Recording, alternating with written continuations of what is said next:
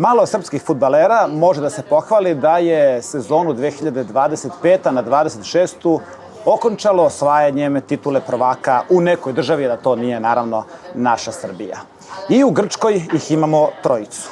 Mijata Gaćinovića koji to već jedanput uradio sa AEK-om 2023. Marka Grujića koji je prošlog leta stigao u ovaj grad i Luku Jovića koji za nas kaže da smo mu možda bili Italija, jer kad smo bili u Atini u novembru ove godine rekli smo da planiramo posjetu i u maju, znajući tvoj pobjednički mentalitet i mentalitet trenera Marka Nikolića. Ono što smo tad prognozirali se obistinilo, kolekcija trofeja je uvećana i kako se sad osjećaš sa medaljom evo koju si nam doneo da pokažeš kao šampion Grčke? Tako je, pre svega da vas pozdravim, da vam zahvalim što ste došli. Bila je jedna duga sezona, teška sezona, ali eto, završila se na kraju sa trofejem. Možda smo mogli da idemo dalje u Evropi, možda smo mogli da idemo dalje u kupu, ali da kažemo da je ovo bila uspešna sezona i da smo uspeli na kraju da ostvarimo neki cilj. Kad pogledaš tvoj uticaj na ovaj šampionski naslov AEK-a, da li smatraš, kad govorimo samo o prvenstvima, svih prvenstvima koje si igrao, da je ovo tvoja možda i najupečatljivija sezona u karijeri? Pa složio bih se sa tobom manje više što sam osvajao trofeje u karijeri, nisam učestvovao u tolikom broju minuta kao ove godine, tako da mi je ovaj trofej posebno drag i da kažem bio mi je izazov, jer kada sam došao ljudi nisu smatrali da smo mi ozbiljni kandidati za titulu. Mene je to privuklo na neki način kada sam pričao taj potcenjivački stav. Tako je, kada sam pričao sa Markom, sa Ribaltom, video sam njihovu viziju, video sam da imaju želju da se bore za trofeje, što je meni jako bitno i na kraju sam odlučio da dođem ovde, da je ovo pravi korak za mene i ispalo je da sam pogodio. Da se ne vraćamo sad kroz sve stanice tvoje karijere, ali znamo da sam kažeš, nisi imao dovoljno minuta u Realu, u Benfiki si maltene bio tek na početku, Eintracht je imao onu sjajnu sezonu na internacionalnoj sceni, ali ne toliko dobro u prvenstvu, čak protiv Bayerna, realno ne može niko drugi ni da osvoji titulu, osim Leverkusena. I sad, zbog toga te pitam, dakle, u tom smislu, da li sad sebe osjećaš kao jednim od lidera ili najboljim igračem ove ekipe? Pa znaš kako, ovo mi je titula u 4. različitoj zemlji. U Benfici nisam imao nikakvu ulogu, u Realu sam malo igrao, malo više sam bio na klupi nego što sam igrao. U Milanu je bila manje više slična situacija, tako da, kao što sam već spomenuo, najveći broj minuta u osvajanju nekog trofeja. Bilo je Superkupova sa Realom gdje sam igrao i polufinale i finale od početka. Na primjer, krivo mi je i jedini klub u kojem nisam uzeo titulu je Fiorentina, gdje sam izgubio dva finala, finale Conference lige i finale kupa, ali ne bih ja da pričam sad o svom nekom značenju ekipe ovde, mislim da je to... Čekaj malo. Možda ne bi ti, ali brojke govore, da ne kažem ja. Znači, brojke govore da si ti najbolji strelac ove ekipe i tu ubedljivo. Brojke govore, ali ja neću. Nek drugi pričaju o tome, nek oni odlučuju ko je lider. Ja sam pokušao svaku utakmicu da dam maksimum, da pomognem ekipi. Svakako da nije bilo ekipe, ni ja ne bih uspeo da stignem do tih brojki, tako da ovo je zajednički uspeh svih nas na čelu sa Markom i mislim da je to bio jedan od glavnih razloga zašto smo na kraju došli do trofeja. Govoriš o Marku Nikoliću, za njega? Ili cela da kažem, svi smo bili zajedno celu sezonu i bili smo pravi tim i na kraju je to odlučilo. Hajde malo da se vratimo na početak. Sad izgleda sve super, AEK je prvi, videli smo veličanstvenu proslavu na stadionu i posle toga šta je već bilo u ovom noćnom klubu. Ali kada ste došli, mislim da je prvi cilj postavljen da se samo uđe u Evropu, jer AEK nekoliko godina nije bio u Evropi. Prošlu sezonu u prvenstvu je završio sa 6 poraza u play-offu i realno je bio minimum očekivanja, posebno ako znamo moć na terenu i van terena Olimpijakosa i PAOK-a. Tako je, ja kad sam došao, mislim, oni su prethodnih godina ispadali od Veleža, od Noje. Tako je, mislim da su to klubovi daleko manje kvaliteta i veličine od AEK-a. Mi smo prošli Aris, moj debi, ja sam tad vidio da su svi srećni. Znaš, meni je to bilo malo čudno. Ja kad sam došao očekivao sam da je ulazak u Evropu neki minimum koji moramo da ostvarimo, pogotovo što Liga konferencija, da kažem, nije neko preteško takmičenje, mislim da tu može da se igra sa svima, tako da na nama je da pokušamo sljedeće sezone da dignemo klub na još veći nivo, da uđemo u Ligu šampiona, da pokušamo da ostvarimo što bolje rezultate, jer mislim da to klub kao AEK stvarno zaslužuje i da navijači AEK-a koji njih posebno moram da pohvalim da to zaslužuju, ako ništa bar da damo svoj maksimum da probamo da ostvarimo to.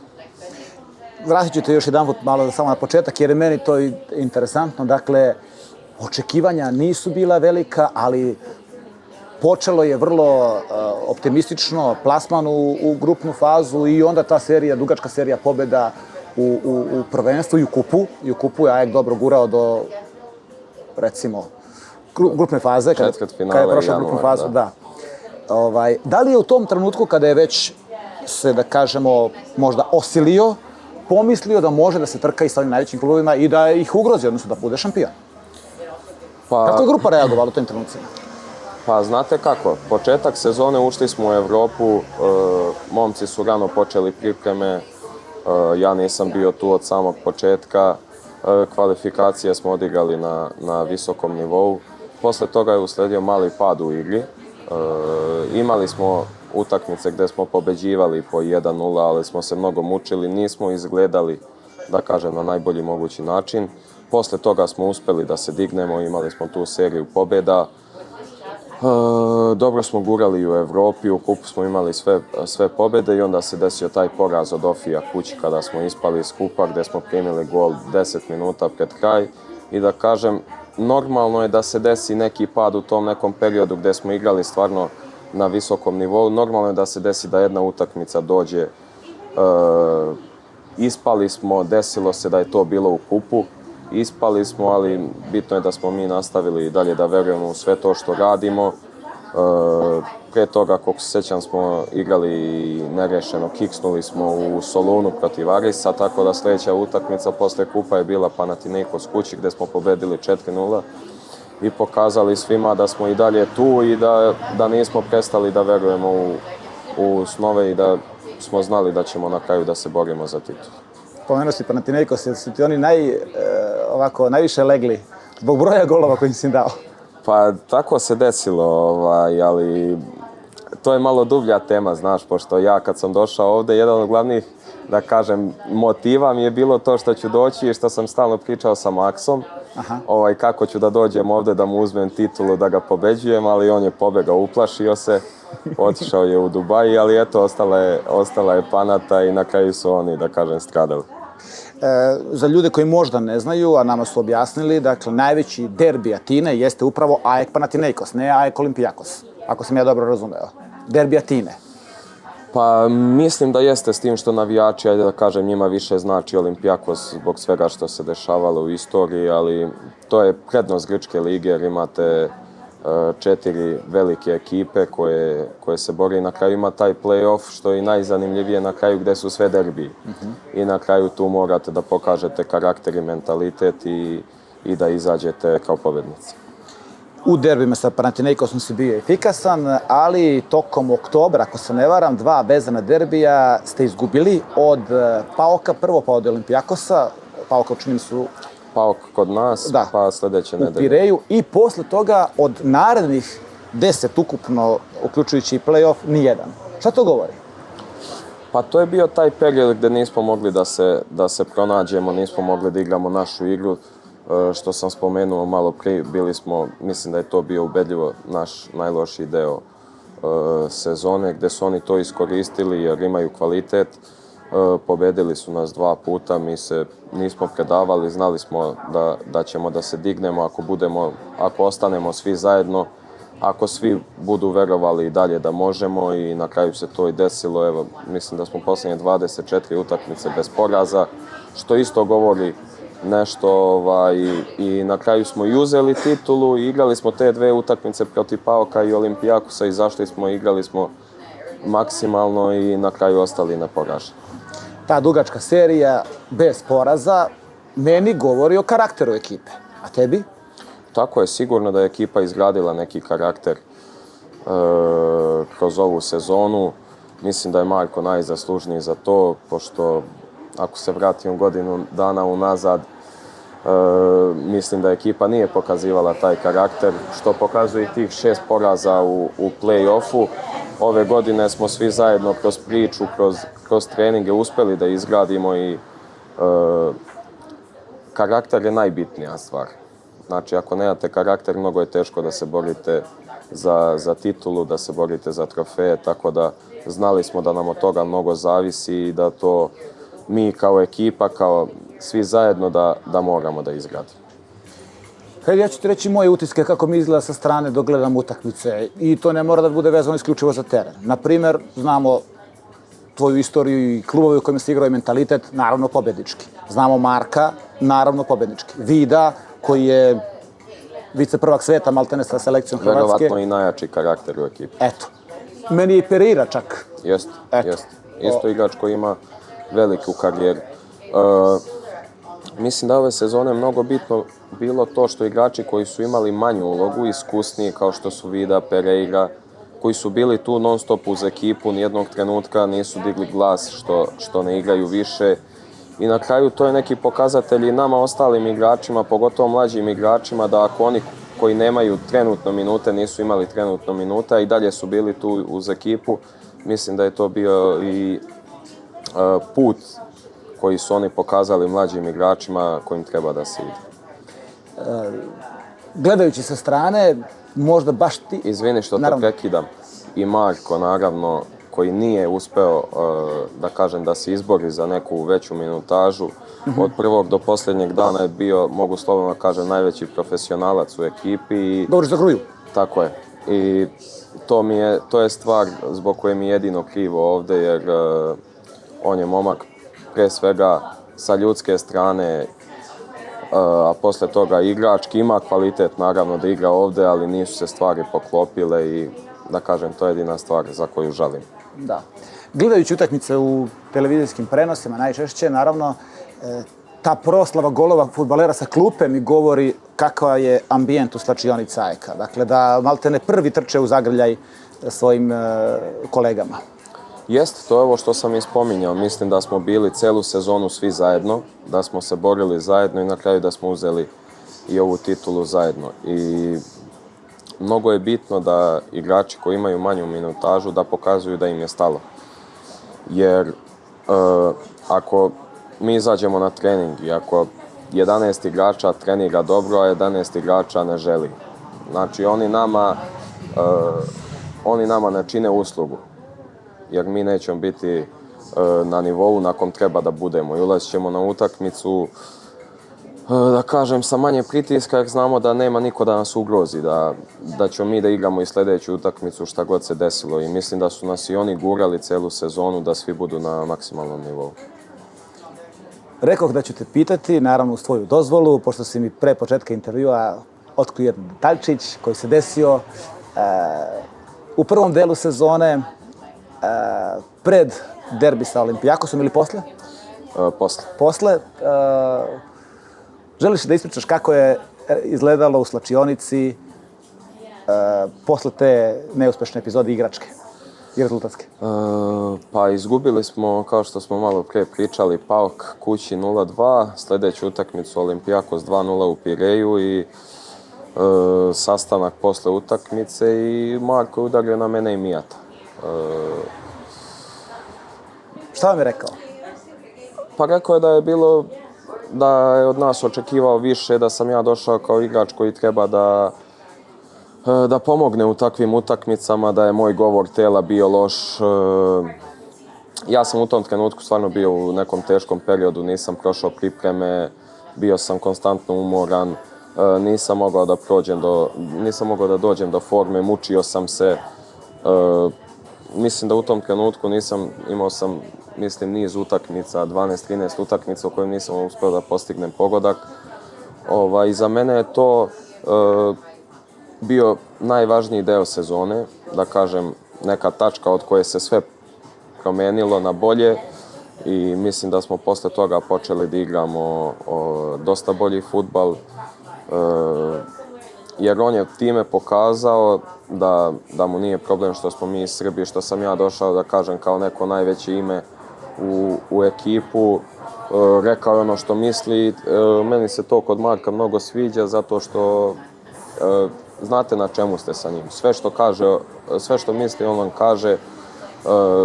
Znate zbog čega igrate, znate zbog čega ne igrate i što se tiče i tih taktičkih stvari u svakom trenutku utakmice znate koji je vaš zadatak, u svakoj situaciji na terenu znate šta treba da radite i to je bila ta prelomna tačka iz koje smo mi uspeli da pronađemo neku bolju formu i na kraju dođemo do boljih rezultata.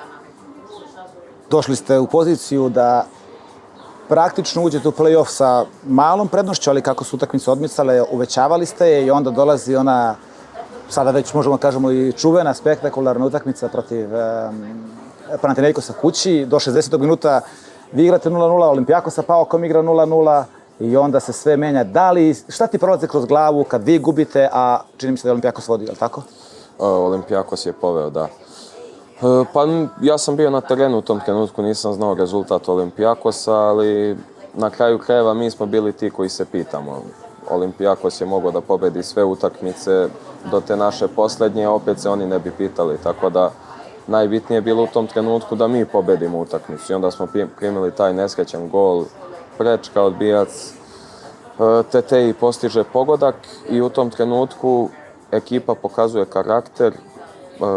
Marko sa izmenom gde uvodi trećeg špica, uvodi na desno krilo, on nam pokazuje šta hoće i šta želi i mislim da nam to daje dodatna, kažem, krila gde mi uspevamo da preokrenemo rezultat i da stignemo do te mnogo bitne pobede. I tad ste praktično potvrdili ono što je to, što ste ulagali sve ovo vreme. To je bilo... Tako je, jer smo mi utakmicu koju smo igrali protiv Panathinaikosa u trećem kolu na gostovanju. Kad se dao hit-trick? Ne, u play-offu. A u play-offu? Gde su oni dobili crveni posle nekih 16-17 minuta i mi smo tu utakmicu odigrali jako loše. Na kraju 0-0 nismo uspeli da postignemo gol, iako smo imali igrača više 75 minuta. I nekako su svi mislili, mi smo tad u tom trenutku imali 6 bodova prednosti. A ušli smo u play-off sa 2 boda prednosti. I nekako se stvorio utisak izvan kluba da kao da smo mi u nekoj frci, da ne verujemo, imamo 6 bodova više, mi ne verujemo u titulu, ali zato Olimpijakos i PAOK veruju koji su 6 bodova iz. Gde to nije bilo tako, mi smo znali na kraju krajeva da sve držimo u našim rukama i da ta sljedeća utakmica protiv Panate kući nam donosi dosta više i na kraju smo znali da imamo i međusobne duele sa PAOK-om i Olijem. Znamo da smo bolji od njih, tako da nijednog trenutka kada smo se odlepili u play-off, nijednog trenutka nismo sumnjali u titul. Eto ta reč sumnja, pomenuo si na početku možda i podcenjivanje i tako dalje. Da li sad oni koji su možda sumnjali u tebe, ti apsolutno veruju, jer sam imao prilike da pričam i sa navijačima i oni su bili onako malo bojažljivi i kada ste i ti, Marko, dolazili, i oni sami kažu, ne toliko zbog vaših karijera, nego zbog onoga što ja je radio u prošloj sezoni, ali bili su oprezni, nisu baš vam dali blanko poverenje, a završilo se, kaže, sad ih obožavamo. Pa dobro, znate kako, ja sam prethodnu godinu, prvi deo sezone, imao problem sa pubalgijom, operacijom, nisam igrao nikako, posle sam drugi deo sezone počeo da igram. Opet oni su imali neka imena, velika imena prethodnih godina koji nisu uspeli da opravdaju taj epitet pojačanja, tako da mislim da oni su imali pravo i mogu da sumnjaju, mogu i dalje da sumnjaju, naravno. Grčka je malo slična Srbiji što se tiče tog mentaliteta, danas ste bog, sutra ste najgori i tako dalje. Na nama je da iz utakmice u utakmicu opravdavamo to njihovo poverenje i podršku i meni je drago što na kraju sezone što su zadovoljni, što smo uspeli da uzmemo titul i ja da kažem na svom nekom ličnom učinku. Tako da mislim da treba da vredno radimo, da nastavimo tako i dalje. Imamo kvalifikacije za Ligu šampiona sljedeće godine. To mi reci, znači ostaješ, igraš kvalifikacije, želiš sa AEK-om korak više? Ili?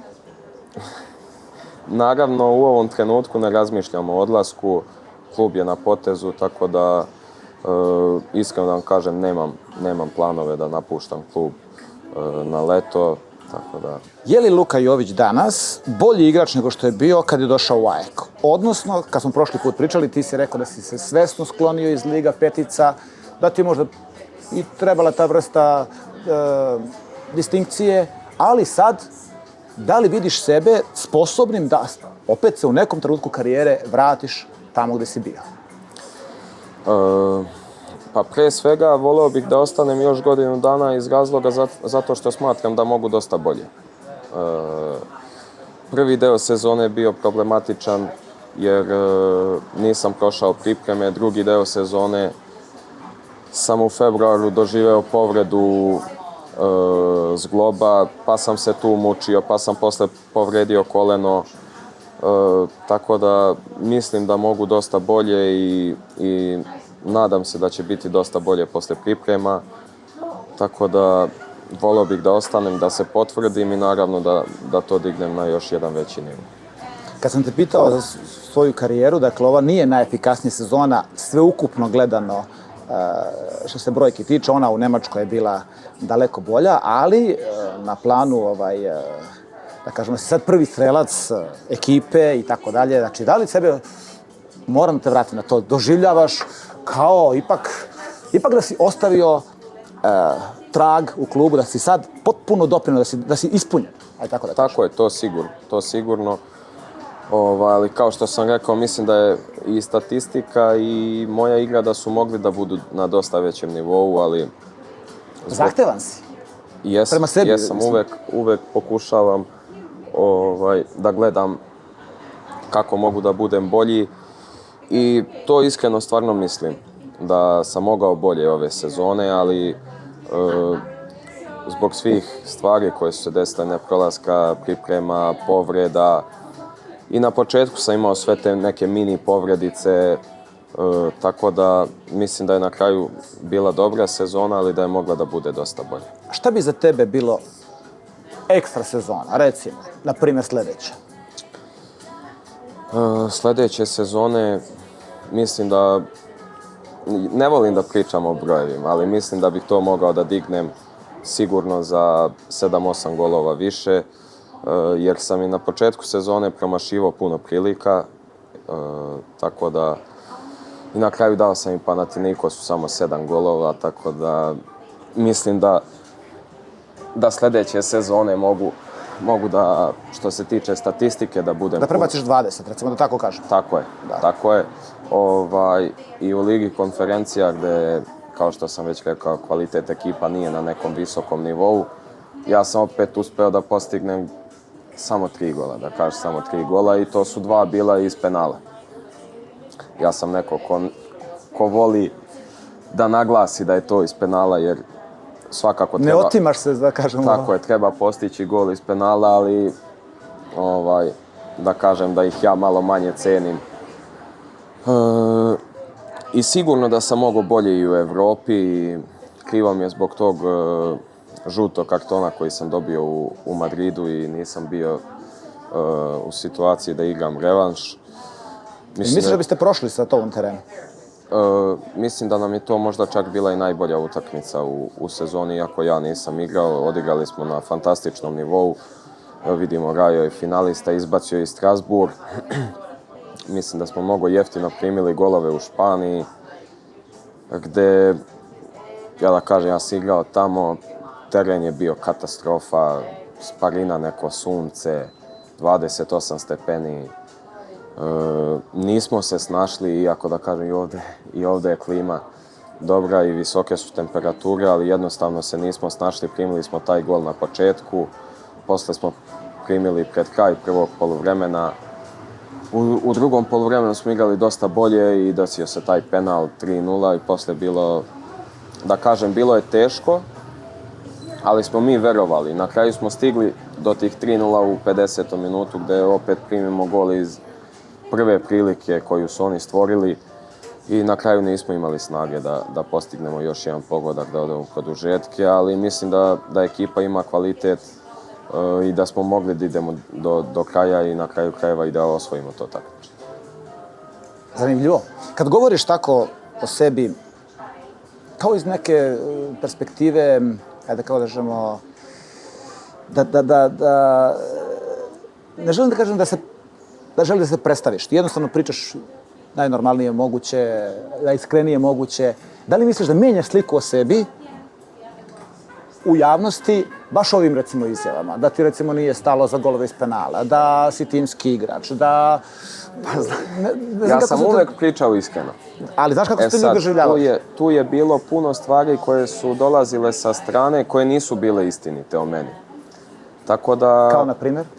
Pa ne bih se sad vraćao u prošlost i to sve što se dešavalo.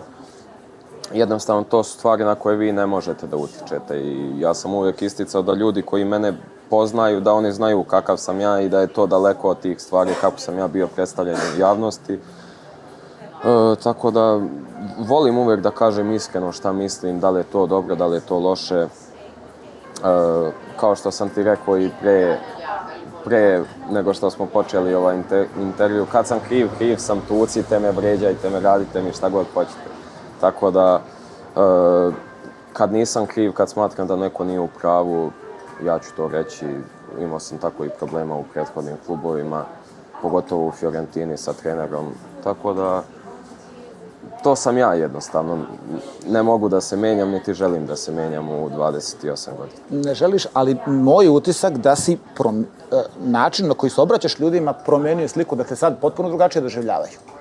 Pa, nikad ja nisam volio i nešto puno da pričam, baš iz tih stvari, jer puno puta ti intervjui posle utakmica, konferencije pred utakmicu, vi ne možete da kažete sve što mislite.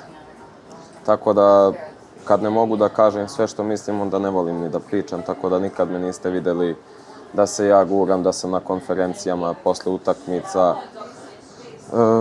Mislim da sam ovdje pričao samo jednom posle utakmice i to posle 4 gola Panathinaikosu gdje su me naterali iz kluba i gdje sam morao i to je to.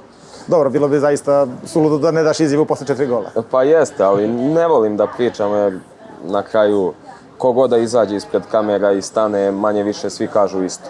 Tako da koliko su ograničeni da smeju da kažu i to je to. Koliko ti voliš da budeš prisutan u javnosti? Znači, nema mnogo tvojih izjava i intervjua. Evo sad si dao za Mozart u novembru i sad, između toga, ne znam da li si dao nešto za Grke? Nisam ništa pričao. Nisam ništa. Ne volim da pričam. Jednostavno volim da se skoncentrišem na teren. Tu su drugi da pričaju, da pišu. Vi ste tu da pišete, da prenosite to što se dešava na terenu. I nikad nisam ni voleo iskreno, niti sam neko ko voli pažnju, ko voli da bude u centru pažnje, više volim da sam sa strane tu u ćošku, da sednem, gledam, uživam. I na kraju krajeva mislim da mnogo više štete može da se napravi pričom nego kada ne pričate. Dobro, ali evo ova tvoja dela, cela sezona, i golovi, i uticaj, ne moraju biti samo golovi, i na kraju medalja i titula, potvrđuju nešto. Pa tako je, na kraju krajeva, zato i sedimo sad ovdje i pričamo, imamo lep razlog. Da je drugačije ne bismo pričali i to je to. Da mi samo reci još za te odnose u slačionici, recimo evo moj utisak sinoć tokom proslave, bez ikakvog, kako bih rekao, bez ikakvih reči ili grimasa i tako dalje, vi Srbi, Vida Hrvat, Strakoša Albanac i tako dalje, kao jedna grupa. Je li to zaista tako ili to predstava za javnost? Ne, to je zaista tako. I kao što sam spomenuo već par puta, mi smo stvarno jedna grupa koja se drži zajedno od samog početka sezone. I ja ljude delim na dobre i loše. Ne gledam da li je on Albanac, da li je Hrvat. Na kraju krajeva imam puno prijatelja koji su Hrvati i moj privatni trener je iz Hrvatske također. moj bivši agent je fali, tako da ja ljude delim na dobre i loše i tu se za mene priča završi. Privodimo polako kraju razgovor, poštujući tvoje vreme. Dolaziš li sad za ove 2 utakmice koje su na programu? Ne dolazim iz razloga što i ovaj završni deo sezone sam igrao povređen i PAOK prvu utakmicu kući nisam ni igrao, Panathinaikos u gostima sam ušao, sad sam PAOK u gostima ušao. Iz tog razloga imam već duži period problem sa zglobom. Evo, povreda kolena se desila 2 dana pred PAOK u play-offu gdje imam nagnječenje meniskusa i Beckerovu cistu, tako da pokušat ću da odmorim ovo leto, da pokušam da se izlečim, da budem maksimalno spreman za početak sezone. A u septembru, kad krenu mečevi Lige nacija? Ako Bog da budem zdrav i ja sam uvijek bio tu. Neću da te dovodim zaista u neprijatnu situaciju, ali ovaj završetak sezone, pa čak smo i u podcastu 2x45 rekli u jednom trenutku kad je kao ko bi bio prvi špic reprezentacije, pomenuli Luka Jović, da se tad igrala utakmica. Da li sad sebe vidiš kao prvog špica reprezentacije? Pa iskreno ne gledam to tako.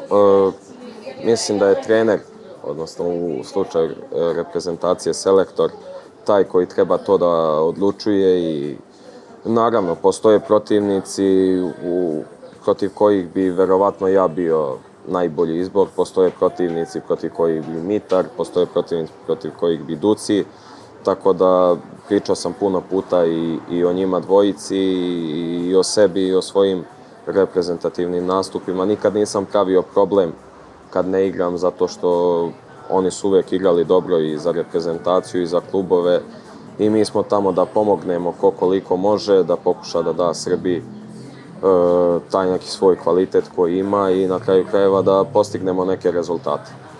Za kraj, zaista kraj, da li si u Atini našao svoju, evo da sam poigran sa tvojim imenom, luku spasa? Pa, znaš kako, meni je ovdje lepo, ima nas Balkanaca. Da kažem, pre podne smo na treningu, posle podne idemo svi zajedno u parkić sa decom, provodimo vreme zajedno, tako da mislim da i deci mnogo lepo i da deca odrastaju u jednom lepom okruženju, idu u internacionalne škole, tako da mislim da i njima ovdje lepo. Baš me sin sad pitao, tata, zašto si ti potpisao samo na 2 sezone u AEK?